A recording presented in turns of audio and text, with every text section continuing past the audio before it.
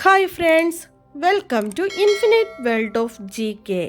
ഇന്ന് നമുക്ക് വളരെ എളുപ്പത്തിൽ പഠിക്കാൻ സാധിക്കുന്ന ഒരു കൊച്ചു റിപ്പബ്ലിക് ദിന പ്രസംഗം കാണാം. മാന്യ സദസ്സിന് വന്ദനം. ബഹുമാനപ്പെട്ട അധ്യാപകരെ, എൻ്റെ പ്രിയ കൂട്ടുകാരെ, ഇന്ന് നമ്മുടെ രാജ്യം 76ാം റിപ്പബ്ലിക് ദിനം ആഘോഷിക്കുകയാണ്. ജനങ്ങൾക്ക് വേണ്ടി ജനങ്ങൾ തിരഞ്ഞെടുക്കുന്ന ജനകീയ ഭരണ സമ്പ്രദായം അച്ചടി മഷി പുരണ്ട് ഇന്ത്യയിൽ അവതരിച്ച ദിനം.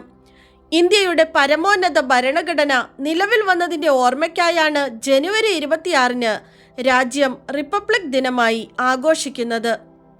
1950 ജനുവരി 26-നാണ് ഇന്ത്യയുടെ പരമോന്നത ഭരണഘടന പ്രാബല്യത്തിൽ വന്നത്. ഭരണഘടന ഔദ്യോഗികമായി അംഗീകരിക്കപ്പെട്ടതോടെ ഇന്ത്യ ഒരു പരമാധികാര സോഷ്യലിസ്റ്റ് മതേതര ജനാധിപത്യ റിപ്പബ്ലിക്കായി തീർന്നു. ബ്രിട്ടീഷ് കാലഘട്ടത്തിലെ ഒരു ഭരണഘടനാപരമായ രാജവാഴ്ചയിൽ നിന്ന് ഒരു റിപ്പബ്ലിക്കിലേക്കുള്ള പരിവർത്തനത്തെ അടയാളപ്പെടുത്തുന്നത് കൂടിയാണ് റിപ്പബ്ലിക് ദിനമെന്ന ചരിത്ര ദിനം. നീതി, സ്വാതന്ത്ര്യം, സമത്വം എന്നിവയോടുള്ള നമ്മുടെ ശക്തമായ പ്രതിബദ്ധത കാണിക്കുന്ന ദിനമാണ് റിപ്പബ്ലിക് ദിനം. ജനങ്ങളുടെ അവകാശങ്ങൾ സംരക്ഷിക്കുന്ന ഭരണഘടന എല്ലാ നിയമങ്ങളുടെയും അധിപനാണ്. റിപ്പബ്ലിക് ദിനം ഓരോ ഇന്ത്യൻ പൗരൻ്റെയും ഹൃദയത്തിലും രാജ്യസ്നേഹവും അഭിമാനവും നിറയ്ക്കുന്നു. രാജ്യത്തിൻ്റെ വൈവിധ്യത്തിൻ്റെയും ഏകത്വത്തിൻ്റെയും ഓർമ്മപ്പെടുത്തൽ കൂടിയാണ് ഈ ദിനം.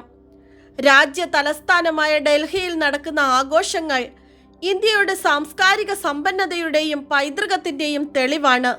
നമ്മുടെ രാജ്യത്തിൻ്റെ സമത്വവും സാഹോദര്യവും കളങ്കപ്പെടാതെ കാത്തുസൂക്ഷിക്കേണ്ടത് കുട്ടികളായ നമ്മുടെ ഓരോരുത്തരുടെയും കടമയാണ്.